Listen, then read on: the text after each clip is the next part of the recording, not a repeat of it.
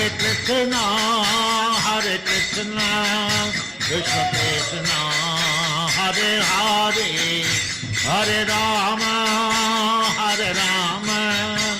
Rama Rama, Hare Hare.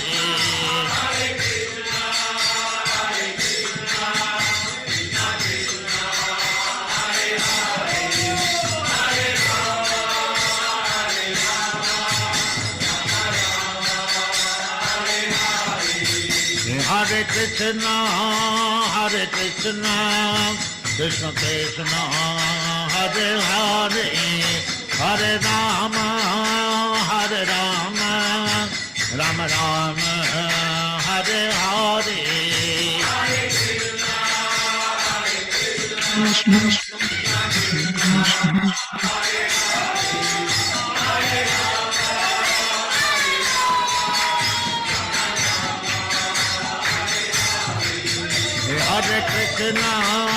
Hare Krishna, Krishna Krishna, Hare Hare, Hare Rama, Rama Rama, Hare Hare.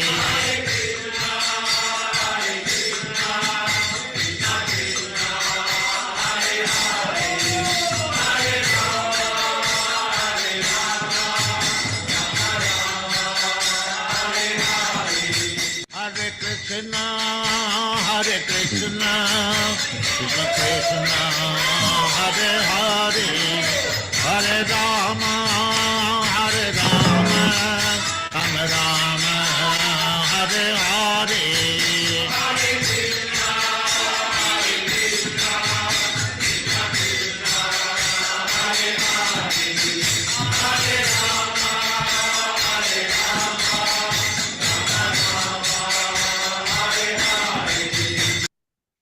Hare Krishna, dear devotees, please accept my humble obeisances. All glories to Srila Prabhupada.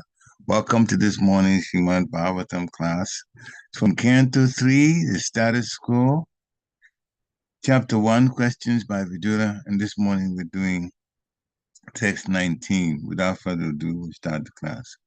Jaya Radha Madhava Kunja Vihari Jaya Radha Madhava Kunja Vihari Gopi Janavallabha Girivadadari Jaya Gopi Janavallabha Girivadadari Yashodanandana Vrajanaranjana Yashodanandana Vrajanaranjana Jamunatira Vanachari Jamunatira Vanachari Jaya Radha Madhava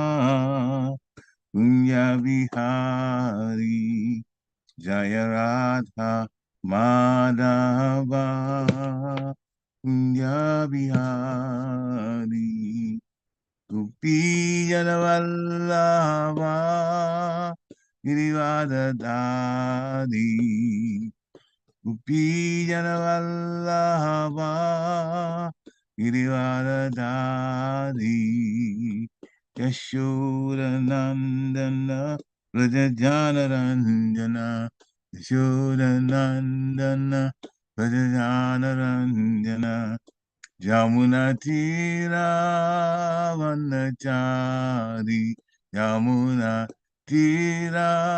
Vanachari Jaya Radha Madhava Kunya Vihari Jaya Radha Madhava Kunya Vihari Jaya Radha Madhava Kunya Vihari Jaya Radha Madhava Kunya Vihari. Jayam Vishnupad Paramhansa Parivajikacharya Stotar Satsishimada's Divine Grace A.C. Bhaktivedanta Swami Srila Prabhupada ki jai. Nitya Pravisha Om Vishnu Pad Paramhansa Privajakachaja Ashtottara Satasi Shimadi's Divine Grace Srila Bhakti Siddhanta Saraswati Thakur Maharaj Prabhupada ki jai. Ananta Koti Vaishnava Vrinda ki jai. Namacharya Shri Haridas Thakur ki jai. ISKCON founder Acharya Srila Prabhupada ki jai. Prem se kaho Shri Krishna Chaitanya Prabhu Nityananda Shri Advaita Gadadhar Shiva Shari Gaur Bhaktavinda ki jai. Shri Shri Radha Krishna Gopa Gopinath Sham Kund Radha Kund Giri Govardhana ki jai. Shri Vrindavan Dham ki jai. Mathura Dham ki jai. Navadvip Dham ki jai. Jagannath Puri Dham ki jai. Jagannath Swami ki jai. Ganga Mai ki jai. Jamuna Mai ki jai. Tulsi Devi ki jai. Bhakti Devi ki jai. Hare Krishna Mahamantra ki jai. Samaveta Bhakta Vrinda ki jai. Nitai Gaur Premanande. Hari Hari Bo. All glories to the assembled devotees. Hare Krishna. All glories to the assembled devotees. Hare Krishna. All glories to the assembled devotees. Hare Krishna. All glories to the lotus feet of Sri Sri Guru and Gauranga. Namo Vishnu Padaya Krishna Krishnaya Bhutale Srimati Bhakti Swami Srimati. Namaste Krishna Padaya Prabhupada Sutta Shri Guru Karuna Shakti Bhakti.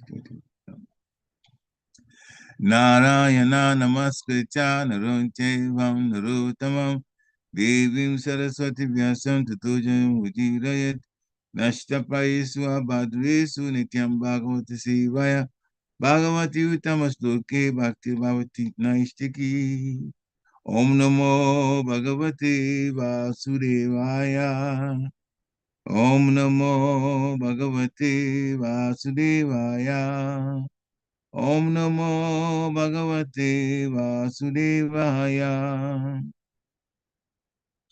Hare Krishna, dear devotees, please accept my humble obeisances. All glories to Srila Prabhupada.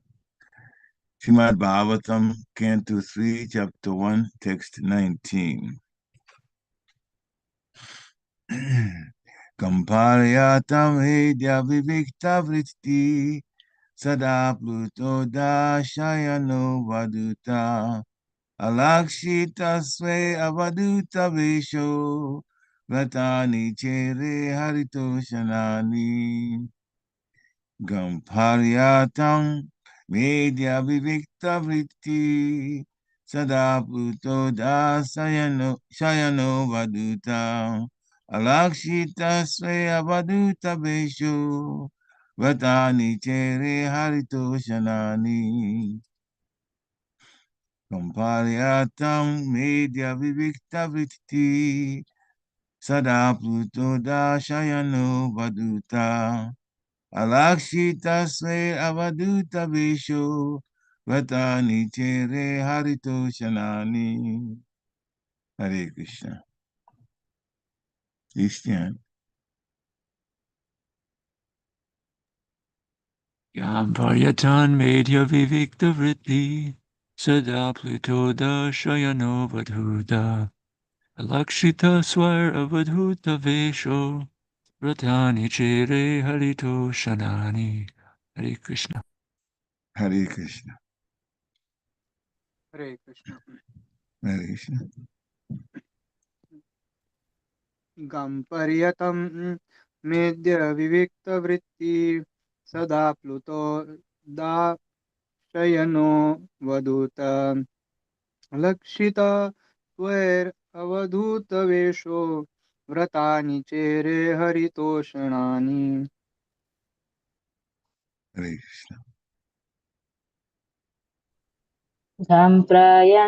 मध्ये विविक्ता-वृत्तिः सदाप्लुतो शयनो vadhūtaḥ alakṣitaḥ svair avadhūta-veṣo vratāni cere hari-toṣaṇāni. Hare Krishna.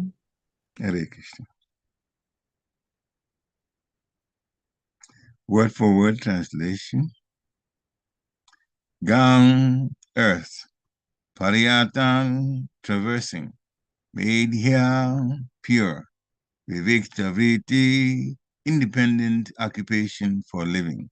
Sada, always. Apluta, sanctified. Adha, on the earth. Śayano, lying. Avadhūta, without dressing of the hair, etc. Alakṣitaḥ, without being seen. Svair, by his relatives. Avadhūta-veṣo, dressed like a mendicant. Vratāni, vows. Cere, performed. Hari-toṣaṇāni, that pleased the Lord. Translation by His Divine Grace, A.C. Bhaktivedanta Swami, Srila Prabhupada, Pariksit. While so traversing the earth, he simply performed duties to please the Supreme Lord Hari. His occupation was pure and independent. He was constantly sanctified by taking his bath in holy places, although he was in the dress of a mendicant and had no hairdressing nor a bed on which to lie. Thus, he was always unseen by his various relatives. Purport by Srila Prabhupada. The first and foremost duty of a pilgrim is to satisfy the Supreme Lord Hari. While traveling as a pilgrim, one should not be worried about pleasing society. There is no need to depend on social formalities or occupation or dress. One should remain always absorbed in the function of pleasing the Lord. Thus, sanctified by thought and action, one is able to realize the Supreme Lord by the process of a pilgrim's journey. Oma Gena Tmirandasya Gyana Gyana Shalakaya Chakshung Om Militam Dina Tasmai Shri Gurave Namaha Shri Chaitanya Manovistam Stapitam Dina Bhutale Swayam Rupa Kadamayam Dadati Swapadantikam Nama Om Vishnu Padaya Krishna Peshnaya Bhutale Srimati Bhaktivedanta Swamini Tinamini Namaste Saraswati Devi Gauravani Pracharini Nirvishesha Sunyavadi Paschatyali Shatarini Namo Mahavaranyaya Krishna Prema Pradayate Krishnaya Krishna Chaitanya Namni Gurachase Namaha Jai Shri Krishna Chaitanya Prabhu Nityananda Sri Advaita Gadadha Shiva Shri Gaura Bhakta-vrinda Hare Krishna Krishna Krishna Hare Hare Hare Ram Ram Ram Hare Hare Hare Krishna Krishna Krishna Hare Hare Hare Ram Ram Ram Hare Hare Hare Krishna Krishna Krishna Hare Hare Hare Ram Ram Ram Hare Hare. The English translation again. While so traversing the earth, he simply performed duties to please the Supreme Lord Hari. His occupation was pure and independent. He was constantly sanctified by taking his bath in holy places, although he was in the dress of a mendicant and had no hairdressing nor a bed on which to lie. Thus, he was always unseen by his various relatives. Hare Krishna. So, this is about Vidura, Yamaraj, who had actually come to the earth at the time Krishna was on the earth. And he came because he wanted to associate with the Lord. Being in Yamaloka and dealing with people's karmic situations on what they had racked up previous lives and then the very last one before they died, he and his team, his assistants, were doing that work, the service to the Lord of determining different planets, be the medium planet returning to a planet like the Earth based on what the person has done, and going to the heavenly planets based on doing good deeds at that life, the last lifetime before they die, or bad deeds which take them to the lower half, close to the lower half of this universe, which is where the hellish planets are for punishment. That was his duty. But he very much, so he didn't see the Lord there, because the Lord doesn't usually go, to appear in person like that. It was not at the Yamaloka, it wouldn't happen there. So he wanted to associate with the Lord, being a devotee of the Lord, a very high level devotee. So that's why Vidura came. And this is when the Mahabharata was unfolding, the different events. And he's Dharmaraj. So you ask him something, he'll give you the answer the way it is. He doesn't sugarcoat, and he doesn't lie. So he told his brother Dhritarashtra that Duryodhana was trouble for him and for the whole Kaurava family. So he should be gotten rid of. This was the second time that Vidura was telling Dhritarashtra to get rid of Duryodhana. First time was when Duryodhana was born. He told both Gandhari, the wife of Dhritarashtra, and Dhritarashtra himself, this person is trouble. Get rid of him. But they were very attached to their firstborn, so they did not, even though they had 99 other sons after that. Total of 100 sons. Anyway, so the first lesson we learned from this is Vidura has decided to leave because he was insulted by Duryodhana after he advised Dhritarashtra on who Duryodhana really was and what he was going to cause, the doom that he was going to cause to the Kaurava family. The first thing we learn is what to do. After a bad thing happens, there is some good in it. So we have to see the good in it and make a decision about the good that's in that thing that's happened. And in non-devotee life, people will only look, a typical non-devotee will look at the bad thing that has happened. But a devotee should look deeper and ask the question, what's in this for me, even though on the surface it looks bad? Or you can't even say in the reality, it looks bad. But what's in it for me? What good can come out of this? What is the lesson that I can learn from this? And more often than not, we don't have an answer to that question. But we have to remember Krishna has answers to all questions. Therefore, you ask. You ask your spiritual master. That's always the chain of command. You don't go directly to Krishna. You go to the spiritual master. If you're initiated, if you're not initiated, you go to Srila Prabhupada and pose that question to him. Bhagavad Gita supports this statement. Bhagavad Gita chapter 4, text 34, Tat Vidipranipatena Paripashnena Sevaya. Go to the spiritual master, approach the spiritual master and inquire from him. Inquiry can also be done in a prayer form. So you can approach the spiritual master or you can approach a picture of a spiritual master and ask those questions. This has happened to me. What good is in this? What should I be looking for that would benefit especially my spiritual life? So when Vidura was insulted, he put the bow that he had down at the palace and he took off with the express desire to go to the pilgrimage places. Krishna was there at the time, and remember, Vidura or Yamraj had wanted to come to associate with Krishna. So why did he leave the palace though? And go on pilgrimage? Well, Krishna is there in different Vishnu, in different murtis, deities, in all of these places. So associating with the deity is associating with Krishna. That's one. The second point is that he was most likely going to meet those who are well-versed in the scriptures, those who live a very pure devotee life, and he would be able to associate with them. And that's exactly what happened. He met two, for lack of a better way, an American way to put it, big-time devotees of the Lord. Uddhav was the first one. And then he was going to actually have extended conversation about Krishna from Uddhav. But Uddhav said, and Uddhav was younger at the time compared to Vidura. So he said, Maitreya is not far from here. And he's the age range that you are at. He's also older. Please go to him. And so Vidura went on. He was on pilgrimage anyway, so he was still traveling to where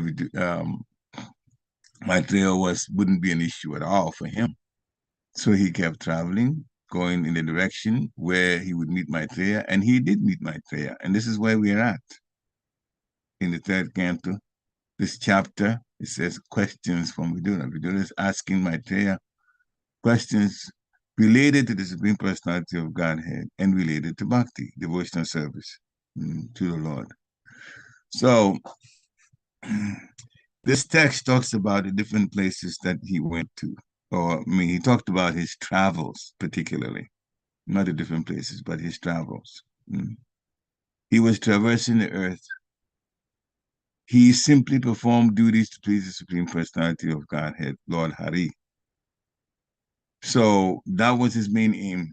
When he left Hastinapur after he was insulted by Duryodhana, his aim is, I have to get out of here so I don't stay in the company of these people who are so contaminated, acting in the mode of ignorance. But I will go different places where there is not only mode of goodness, but transcendence. The Supreme Personality of Godhead's service is the business. That's where I'm going to go. So that was Vidura's solution, a spiritual solution to the problem that came up. So if we don't know our situation in terms of what we can learn from something that is a reversal, something that happens to us that's negative, we always should inquire through prayer to the spiritual master, to Srila Prabhupada, to Lord Gauranga, Krishna that came as a devotee. Inquire. And then look forward to doing something spiritual based on what has happened.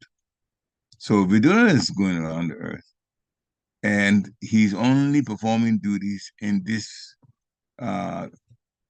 places of pilgrimage in order to please the Supreme Lord. So because he was doing that, that kind of work is pure. Serving the Supreme Personality of Godhead is the best occupation. It is the purest occupation that we can involve ourselves in. Now, because sometimes our senses are not so helpful to us, we may make mistakes here and there, but the intention should always be a pure intention, good intention. I intend to serve the Supreme Personality of Godhead and his devotees to the best of my ability. That should always be in the background, in our minds when we're doing service. So you always put in your best. And sometimes Maya would try to get you to, and sometimes, speak to the mind and say, I could just go around this issue or cut it short, or never allow that to dominate your mind. It will come, but you should just as it comes, just like through one ear, it should go out the other. Don't bother with it. Ignore it. Sometimes that situation will come in a way that a person, an actual person may come, even so-called devotee, may come and still tell you, you don't have to do this, you don't have to do this. If you realize that what they're telling you means you have to cut corners in what you're doing, you can be very cordial about it, but you definitely should do the best rather than take that kind of advice. That kind of advice is not good. It's not good advice. If somebody tells you something that you're supposed to do and they tell you a quicker way to do it,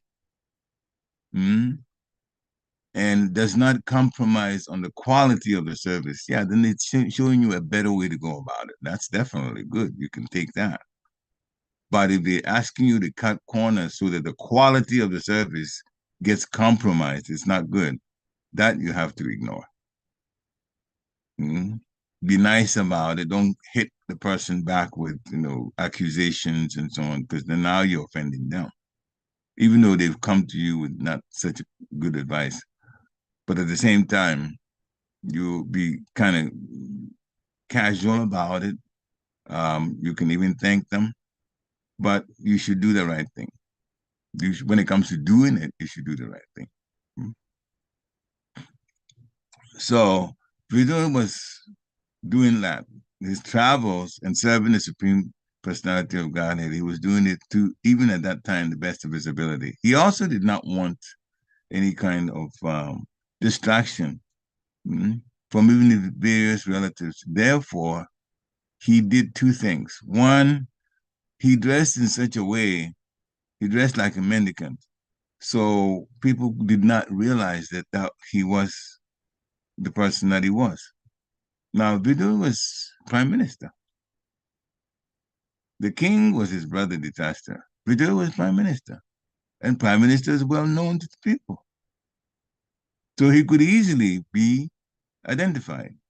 So he put the clothes of a mendicant on, and he didn't really fix his hair so much so people could not recognize him.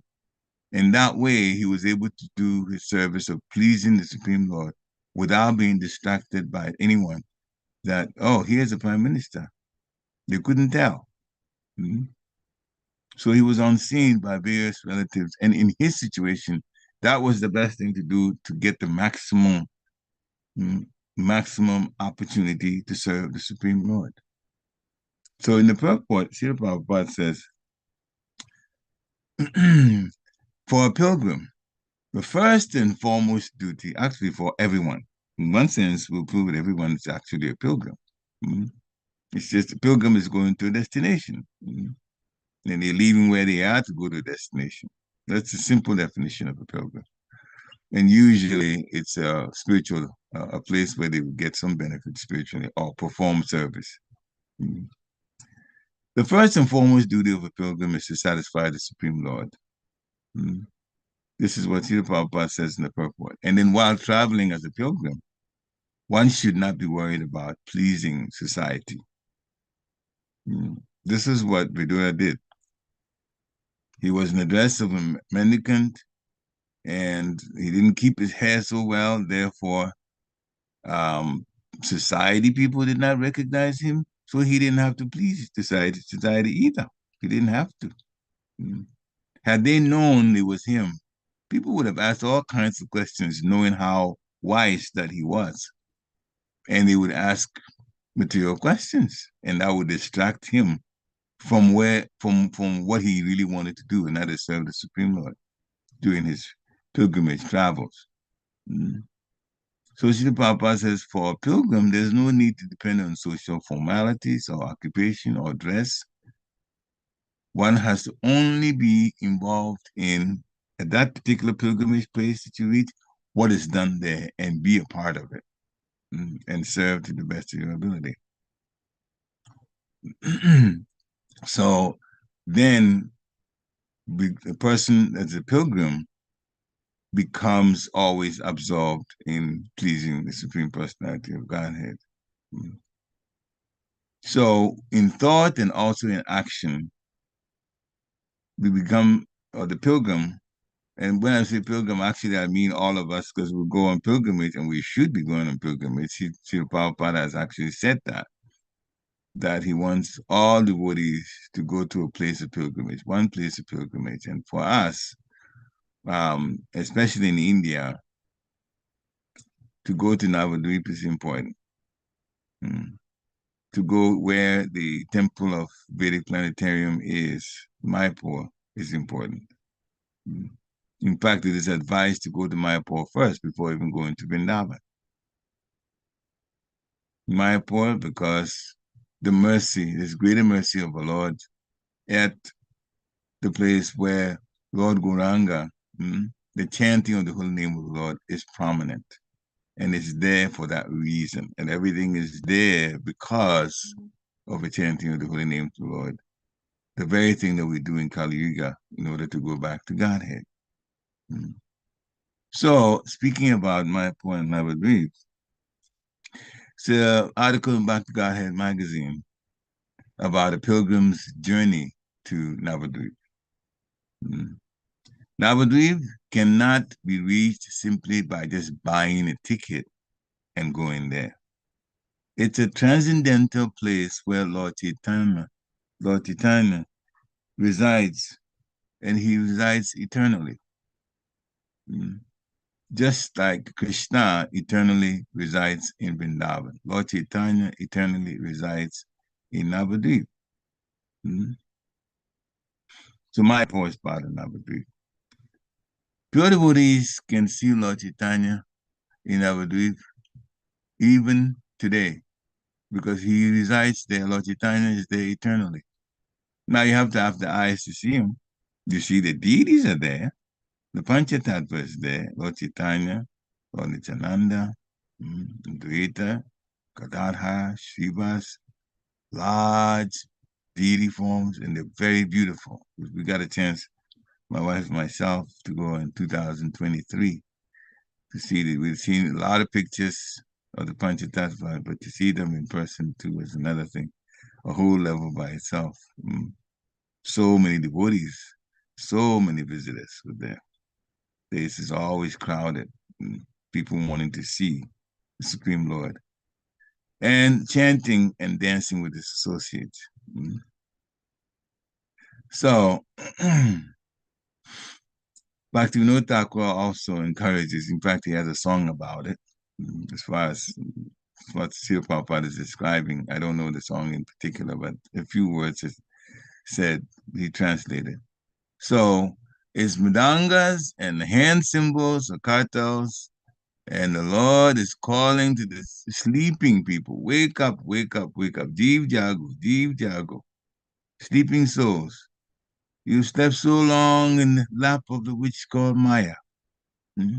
I've brought medicine for destroying the illusion of Maya. So chant this Hare Krishna mantra. Hare Krishna, Krishna Krishna, Hare Hare. Hare Ram, Ram Ram, Hare Hare. So Lord Chaitanya is always beckoning us to leave Maya alone. We've slept so long in the lap of the witch of Maya. Jeev Jago, Gora Chandra Bole. The Lord is saying. So we chant and chant anywhere at any time. Navadvip can be reached by chanting the holy names of the Lord with faith and conviction. When we chant, we remember the Supreme Personality of Godhead, Lord Chaitanya. He is eternally stationed in Navadvip. Therefore, mentally, we can reach Navadvip that way. The mind travels in split second to different places that we've been. That's why Srila Prabhupada encourages us to take pilgrimages, especially to Navadvip. So, in the mood like that, a pilgrim can begin his journey to Navadvip, and before long, he will surely arrive in the Holy Land. So, make it part of your plans for you and your family at some point to go to Navadvip.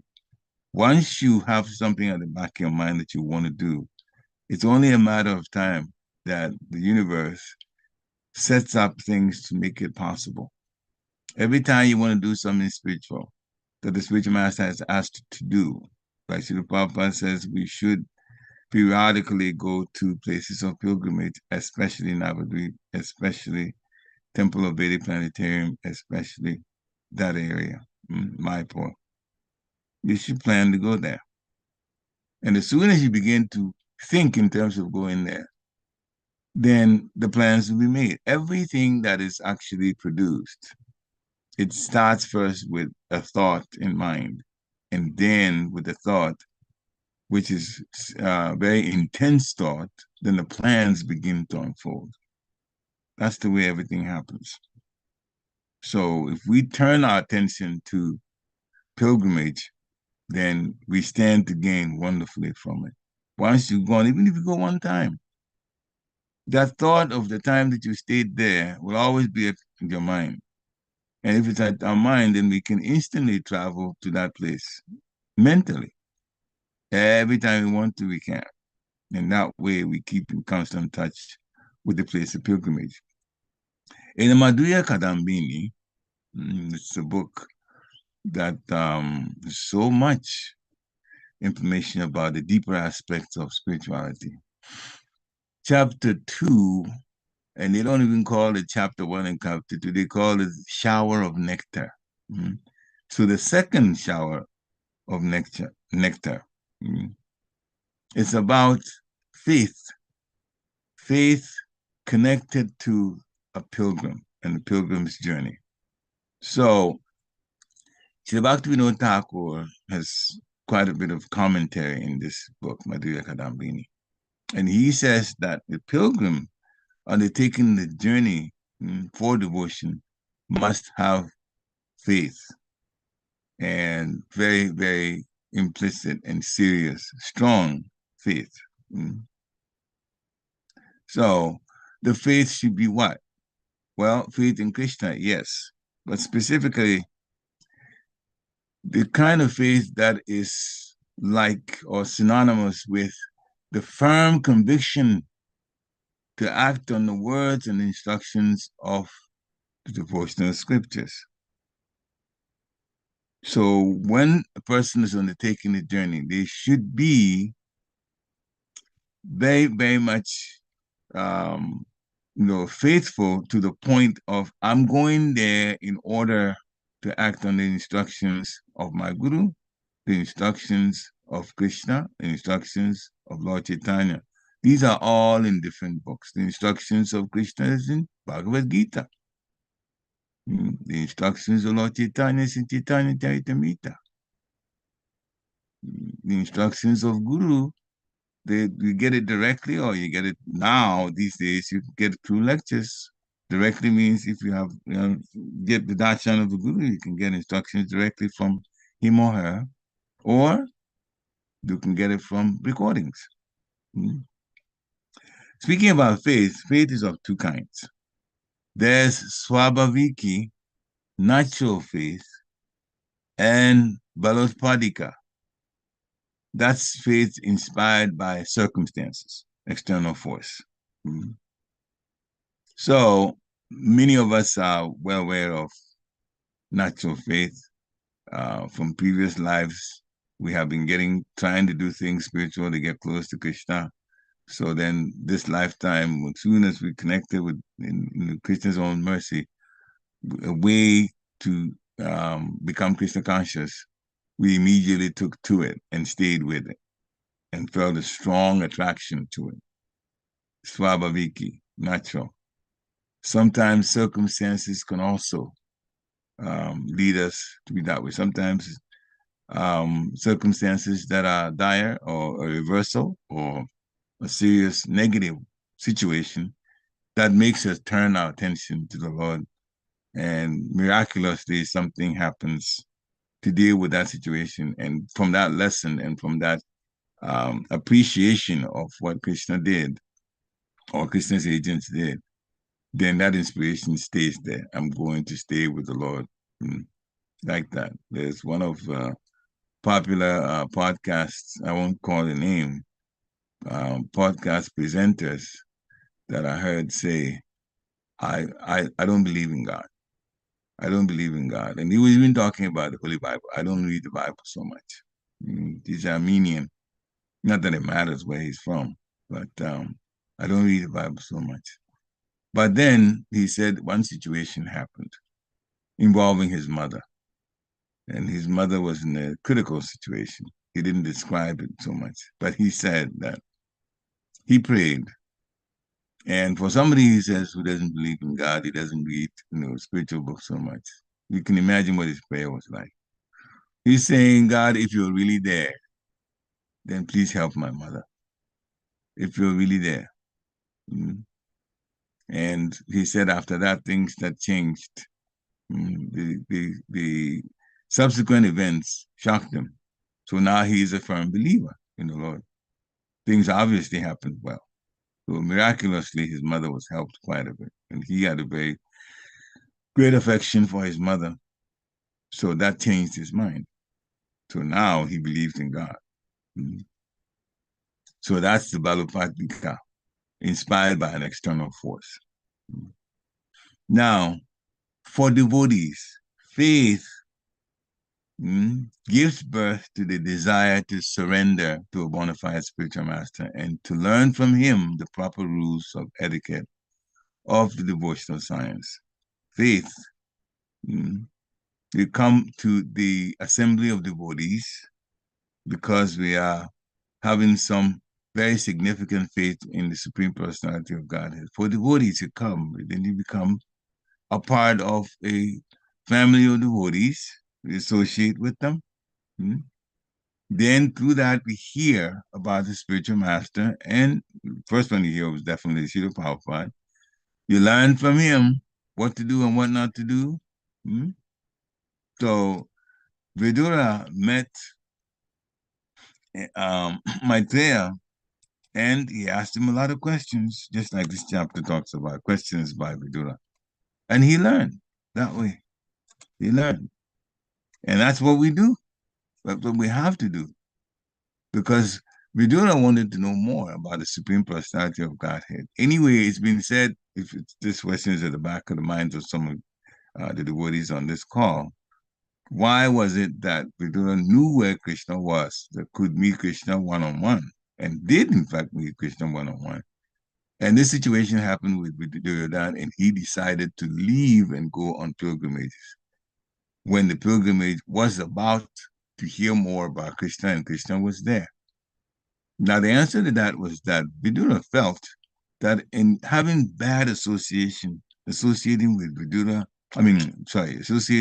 Duryodhana, to Karna, and to his own brother who has become mentally blind, even though he was already physically blind, and doing and supporting the wrong things that Duryodhana was doing against the Pandavas, that he felt contaminated by being in that environment. So he went on pilgrimage in order to purify himself and learn more about the Supreme Personality of Godhead that way. So that was his reason. Very good reason. So we sincerely follow the spiritual master's instruction. And if we do that, good fortune gets bestowed, spiritual good fortune gets bestowed on the devotee. And also wanting to associate with an elevated saint, the Guru, experienced and absorbed in the same devotional mood. It helps the disciple a lot.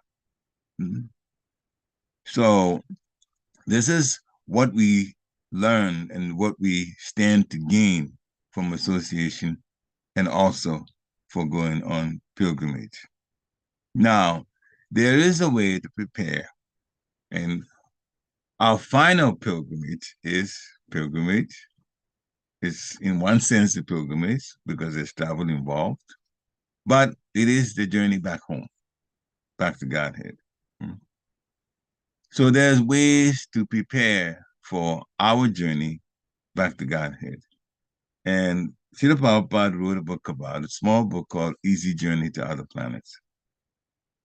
He talks about other planets true enough, but the most important planet is Goloka Vrindavan.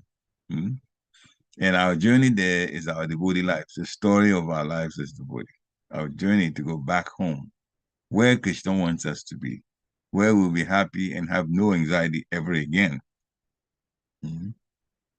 So there are some things that a devotee has to do. One of them is mentioned already, but we'll go to an outline of points about what a devotee can do in order to get ready to go back to Godhead, what we should be doing now. So, so the general practice. There are positive functions, and then that we have to be about, and there are also negative functions that we should avoid. So we'll talk about some of those as time permits. So serious candidate must connect with and accept a bona fide spiritual master so that that person can be trained scientifically. That's what we were talking about earlier. So the senses that we have are material. So actually, the fact is we're not able to realize the transcendence by them. Therefore, the senses have to be spiritualized, and they get spiritualized by the prescribed method and also under the direction of the spiritual master. That is why we need guidance from the spiritual master. Second point, when the student has chosen the bona fide spiritual master, he must take proper initiation from him. So there's a formal connection. Even in some religions, if you go Christian religion, there will be baptism. Now it says baptism with water. And based on the Holy Bible, there's a reason to do baptism with water. It has to do with John's baptizing others and so on. But we take initiation from a spiritual master. That marks the beginning of spiritual training. Those who have taken initiation not long ago, a few years ago, they know that they are in the process of being trained spiritually. Sometimes it's directly from the spiritual master that initiated, but other times too, there are senior devotees who've been 30, 40, 50 years doing devotion, doing bhakti, and they've learned from their spiritual master, and they're easily able to share because now they also have some experience and quite a bit of experience, especially 30 plus years. They certainly know a lot about 30 years, obviously. It's not too difficult. 30 years of being in the devotee, you've been in definitely so many situations and you've watched it. Some things you've made mistakes, you've corrected them. Other people have made other kinds of mistakes, they've corrected them, or they didn't, and you saw what happened to them. So you have a wealth of information. And if that person is still listening to scriptures, then of course that person can be shiksha, teacher, shiksha guru, instructional, like that, guru, which Lord Chaitanya says everybody should be. We teach each other like that by association. So the candidate should also be prepared to satisfy the spiritual master in every way, particularly the one that took initiation from. So the spiritual master has already learned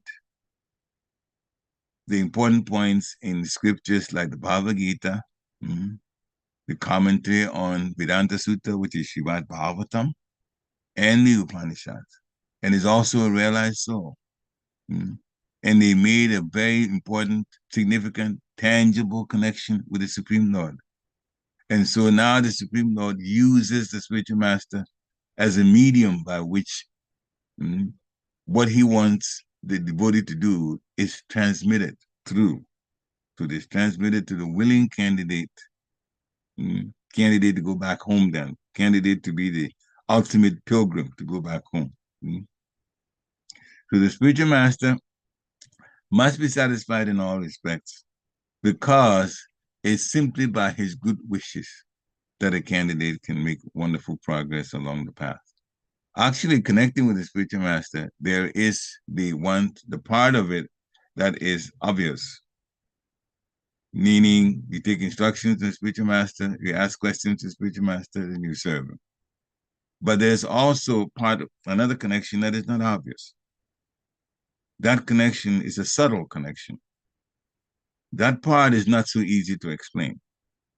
But the only way we can talk about it, or one way we can talk about it, is that because the spiritual master has also made a contract with the spiritual world that he's going to guide the devotee, his disciple, steadily to help that disciple make progress towards being pure and make progress towards going back home. That part makes it possible for the spiritual master to get information and sometimes even get to know things that the disciple doesn't even know that the spiritual master knows about him or her. Those are the parts that's not so obvious. Sometimes the spiritual master may talk about some things, a few things to the disciple to make the disciple realize that actually Krishna is telling more about the nature of the disciple to the spiritual master, more about that disciple than the disciple knows. All of a sudden, it's like out of nowhere, the spiritual master makes one comment that may shock the disciple. Oh, my guru knows this? Yeah, that's the part that we don't know as disciples. But it is not, we shouldn't be worried about that because extra information that the Supreme Lord tells or relates to the guru is to have the guru be on top of even guiding the disciple in a greater way. And that the guidance is to the benefit or to the advantage of the disciple. So many instances, especially when I was in Gitanagri, that it happened. The spiritual master said some things but we didn't think that he knew. I'll give my own self as an example. I was working very hard and living in the place, the farm community, which is a devotional community, practically well over 90% of what we did was all spiritual things, devotion service. But I got myself involved so much in it, work to be tired, and I'll chant my rounds in the morning, but not all 16 rounds. And in work, and never get back to it. And so the day goes, the next day comes without me finishing the 16 rounds. Well, make it up the next day. At least I thought I would do that. Make it up the next day. And the next day, it wasn't made up. So even if I did 16 rounds, I'm still thinking the day before that, 16 rounds weren't finished. So there was always in the back of my mind, there's some amount that I have to, but still working hard. And there's only so much time and so much energy that I have, but I was working very, very hard. That's my nature. So, because with the old body now is not so obvious, but at that time, yes, it was a younger body. So one day after Srimad Bhagavatam class, I was supposed to take my spiritual master, drive him back to his residence, and just about a quarter mile or so away. And he turned and looked at me in a very serious face, was almost frowning at me. And he showed me his bead bag, and he pulled the beads out of it, slightly out of the bead bag. And he told me, I have never missed a day of chanting 16 rounds. Where did that come from? To me, I didn't know he knew anything about having fallen behind. But this is how he sent the message. I have never missed one day of chanting all my 16 rounds. And that day was the day that I completed everything, whatever I left behind, or I was behind, caught up with it and stayed with it. The point is, the spiritual master was prompted to let me know. But I didn't know that he knew that I had fallen behind. So yeah, it was for a short while, and that had to be corrected. So that everybody goes through it. Everybody, doesn't matter how many decades they've been in consciousness, there were times that they had to. It's called anathaniviti, unwanted desires. They go through that. So nobody should be too worried about, oh, folks have found out that I have this weakness. But the important thing is to work on it and get rid of that weakness so we become pure and a better devotee. We heard Bhagavad Prabhu say more than once, oh, this time when I was here, I did this, and I did that. And it doesn't bother him to talk about the mistakes, but he got corrected. He was always telling me he got corrected. Now he's the experienced person that is a Shiksha Guru to others. So that is the process. That's the process. We help each other that way. Now, the another point is that the intelligent candidate should be asking intelligent questions to the spiritual master and ask questions about spirituality. You can ask other senior devotees about some material things that may be blocking the opportunity to serve Krishna and Guru and the devotees properly. You can ask that. Usually you don't ask those questions to Guru. Questions to Guru you ask that are the questions related to direct devotional service. Do you ask Guru? Material questions you go to senior devotees because they'll be more willing to deal with that for you. So that's one thing. You also should try to follow the footsteps of the great sages. What did they do? Well, you read about it in the scriptures. You'll find out. And those things that would help us to grow, that the spiritual master does, we should also do. Sometimes our level of chanting is not so great. It's still offensive. We're not being seriously focusing on the chanting when we do, because the mind travels. You can watch those who are experienced, how they chant, and even try to imitate them, because it's for trying to improve. Like you do, like the way kids go to school in first grade, and they're learning ABCs. There's the teacher says it a certain way, and the students follow that. We repeat like that. So that is helpful. But the teacher knows so many things that the students cannot imitate. So we shouldn't just superficially imitate, but we should follow them in terms of the particular time and circumstances and what is to be done. Those things that we've been told to do, we can watch how the spiritual master does it. And when we follow like that, then we improve on the quality of that service like that. So we should also be prepared to change our habits based on the instructions given by the Shastra and also the instructions given by Guru. It's always like that. There's some things that we have to give up. Sense gratification. And it's part of growing. And if we don't give up sense gratification, we don't grow spiritually. We should live in a spiritual atmosphere. If you can live in a place where you have the opportunity, which is a dham, which is good, that's great. If not, you're living at home, try to spiritualize your home by hearing the scriptures at home, by putting pictures of deities or having an altar, and definitely when you cook, offer your food to it's spiritualized and it becomes prasadam. All of those you can do at home. Finally, you also should be satisfied with as much wealth as is sufficient for maintenance. Only when you have a project that is a large project, you are aspiring to be involved in it, should you raise a lot of money for this. Devotees don't care to be wealthy like karmis are. You should be satisfied with as much wealth for proper maintenance.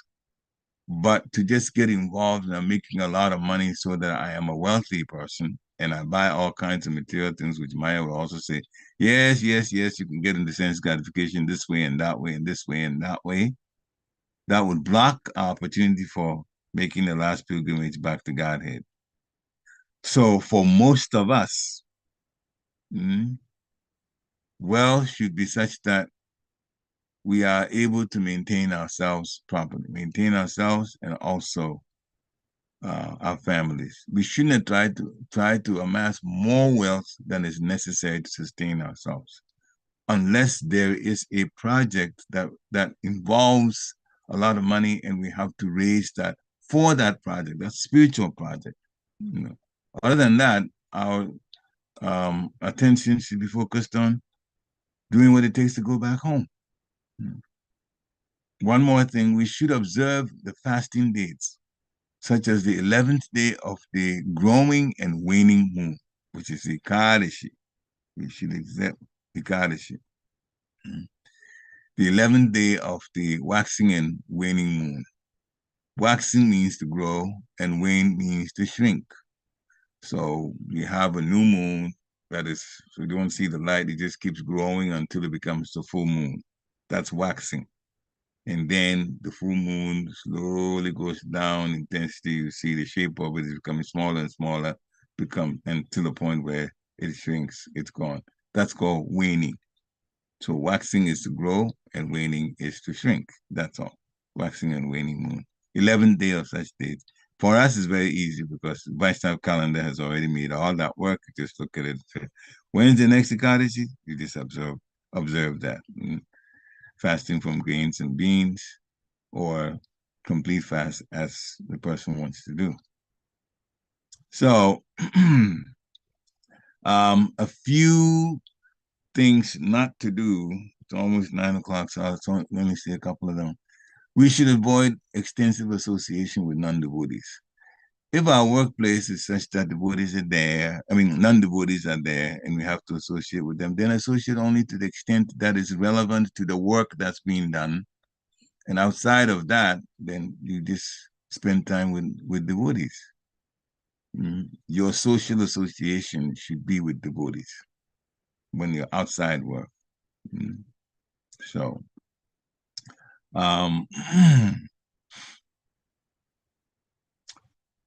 you be careful not to tolerate any blasphemy against the Lord or his devotees. Don't even stay in an area where people are doing that.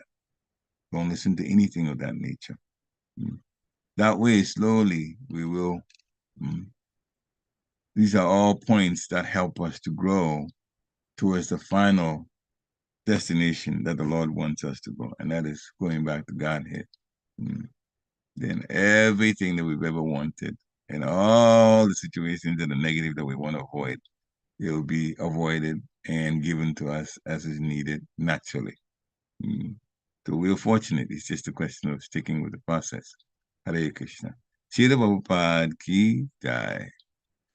So I apologize this time. It went a little too long. It's already 9 o'clock, but you can talk about anything that you want in terms of asking questions. Are there any comments or questions?